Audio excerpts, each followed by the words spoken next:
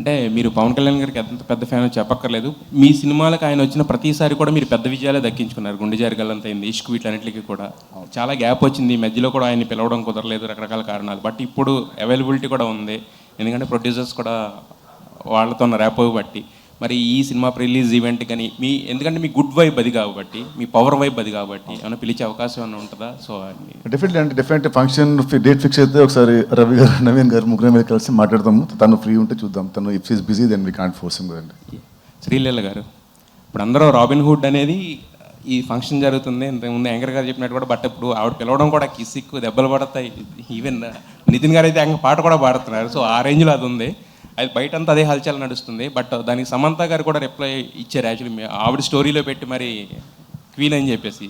So ఎలా అనిపించింది ఆవిడ దగ్గర నుంచి? ఇంతకుముందు ఫస్ట్ పార్ట్లో ఆవిడ చేసింది, ఇప్పుడు మీరు చేశారు. వెరీ వెరీ గ్రేట్ఫుల్ అని, and such a wonderful person. నిజంగా ఎక్కడో ఐ వాజ్ ఆబ్వియస్లీ కొంచెం nervous and all of that, and అలా సపోర్ట్ చేసి it really meant a lot. అందుకే నేను కింద విత్ ఓ అంటా వాజ్ బ్లెస్సింగ్స్ అని పెట్టాను. సార్ వెంకీ చాలామంది అంటే ముక్కు మొహం తెలియని హీరోలు కూడా ప్యాన్ ఇండియా సినిమాలు చేస్తున్నారు. మీరు ఇంత పెద్ద హీరో ఉండి ప్యాన్ ఇండియా సినిమా ఎందుకు చేయట్లేదు? రాసి పెట్టుకుంటే ఎప్పుడు అవుతుంది. సపరేట్గా ప్లాన్ చేసి ఉంటే అది సెట్ అవ్వదు. అలాంటి స్టోరీ రావాలి, అలాంటి డైరెక్టర్ రావాలి, అన్ని సెట్ అవ్వాలి. So I leave it to the destiny. Robin hood సినిమాలో నితిన్ ఇంకో లెవెల్కి వెళ్ళడానికి అవకాశం ఉందా ఈ సినిమా తర్వాత? అది వెంకీ చెప్పాలి.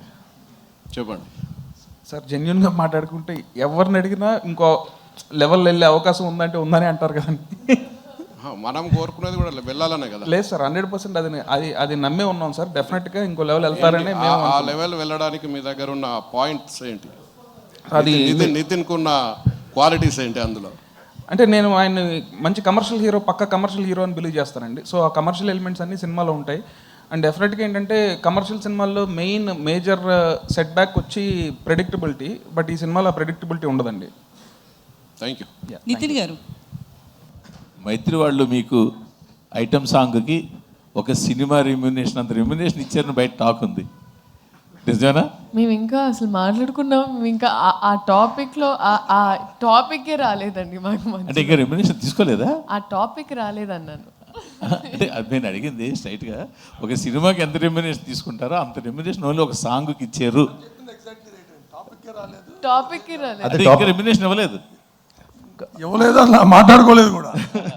అదే టాపిక్ రాలేదు. నా డౌట్ ఏంటంటే ఇప్పుడు నీ మైండ్లో ఇక్కడ ఉంటుంది, వాళ్ళ మైండ్లో ఇక్కడ ఉంటుంది, అప్పుడు ఏంటి? అది ఆ క్వశ్చన్ కూడా చెప్పండి. అదే కదా, ఆ క్వశ్చన్ కూడా ఆన్సర్ చెప్పండి. నితిన్ గారు అడిగారు, మీ మైండ్లో అక్కడ ఉంటుంది, వాళ్ళ మైండ్లో ఇక్కడ ఉంటుంది. శ్రీలీల గారు, యాక్చువల్గా అంటే ఈ సాంగ్కి పర్టికులర్గా కిసక్ సాంగ్కి ఒక బాలీవుడ్ స్టార్ శ్రద్ధా కపూర్ని అనుకున్నారు. బట్ అనుకొని ఏమైందో తెలియదు. బట్ మీ దగ్గరికి వచ్చినప్పుడు ఇది మీరు ఒక ఛాలెంజింగ్గా ఫీల్ అయ్యారా లేదా ఒక బాధ్యతగా ఫీల్ అయ్యారా ఈ సాంగ్?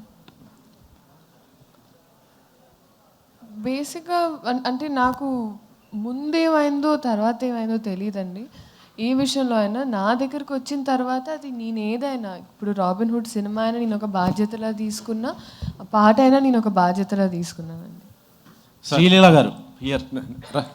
నవీన్ గారు, బేసిక్గా మీరు జాన్లో గుంటూరు కారం నుంచి కుర్చీ మడత పెట్టితో వైబ్ అవుతున్నారు. ఇంకా ఆడియన్స్ దానిలోంచే బయటకు రాలేకపోతున్నారు.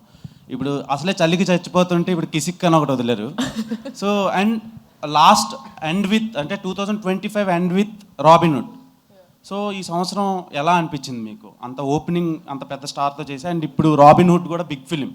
సో ఎలా ఉంది? మధ్యలో ఇన్ని సినిమాలు, లాస్ట్ ఇయర్ ఏంటంటే మంత్కి ఒక సినిమా వస్తుండే, ఇప్పుడు తగ్గించారు. దానికి రీజన్ ఏంటి?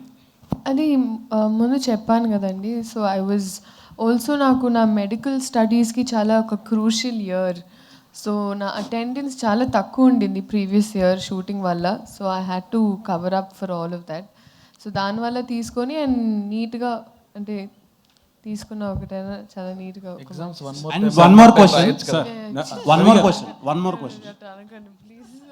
శ్రీలీల గారు, వన్ మోర్ క్వశ్చన్. మీరు కెరీర్ ఎంత పీక్లో ఉన్నప్పుడు ఒక ఐటమ్ సాంగ్ చేశారు. సో దానికి ఏం చెప్తారు? నేను సినిమానే సమాధం సాంగ్ చెప్తుందండి honestly you will understand it's not treated like an average item song. చాలా మందికి ఉండింది ఏంటి ఐటమ్ సాంగ్ అంటే ఎన్నో సినిమాలు అడిగినా కూడా I wasn't ready, but it has a very strong reason. ఆ reason I think December 5th Pushpa release అయినప్పుడు మీకు తెలుస్తుంది. సార్ రవి గారు